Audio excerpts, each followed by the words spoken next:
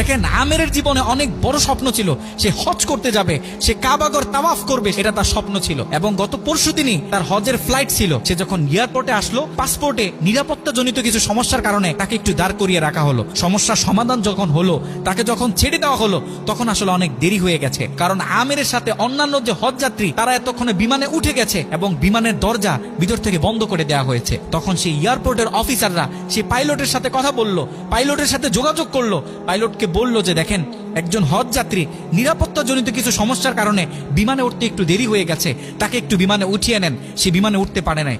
তখন পাইলট স্পষ্ট বলেছে যেই বিমানের দরজা একবার বন্ধ হয়ে গেছে সেই বিমানের দরজা দ্বিতীয়বার কারোর জন্য আর খোলা হবে না। কথা বলে পাইলট বিমানটা আকাশে ফ্লাই করলো। সেই অফিসাররা তখন আমেরকে বুঝাইতেছে, দেখো বিমান তো চলে গেছে, তুমি আর যেতে পারবে না, তুমি বাড়িতে চলে যাও, নেক্সট টাইমে তুমি হজে যাওয়ার জন্য ট্রাই করো। তখন সে আমাদের মুসলিম ভাই, সে হজ যাত্রী, সে কি বলেছে জানেন? সে বলেছে আমি আমার রবের উপর পরিপূর্ণ তাকওয়া রাখলাম, আমি আমার রবের উপর পরিপূর্ণ আস্থা রাখলাম, আমি হজ করেই বাড়িতে ফিরবো, হজ না করে আমি বাড়িতে ফিরবো না।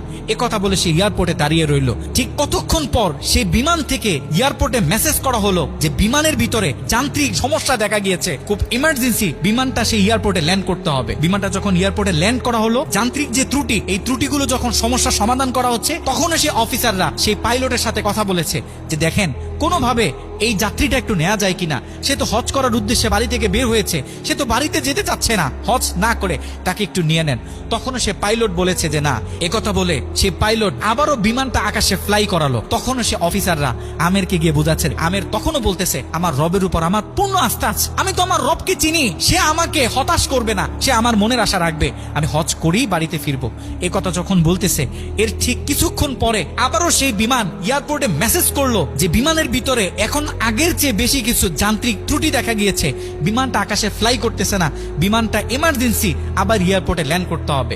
বিমানটা যখন এয়ারপোর্টে ল্যান্ড করলো, তখন সে পাইলট নিজে বিমান থেকে নেমে সে অফিসারদেরকে বলতেছে সেই হজ যাত্রী কই, যাকে ছাড়া আমরা মক্কার উদ্দেশ্যে রওনা দিলাম, তাকে আমার হাতে তুলে দেন। আমি যতটুকু বুঝতেছি তাকে ছাড়া এই বিমান যতবারই আমরা আকাশে ফ্লাই করব, মক্কার উদ্দেশ্যে রওনা হব, আমার মনে হয় না যে এই বিমান স্বাভাবিকভাবে মক্কাতে গিয়ে পৌঁছাবে। তখন সে পাইলট সে আমেরের হাত ধরে নিজে নিয়ে সে বিমানের ভিতরে বসিয়ে দিল।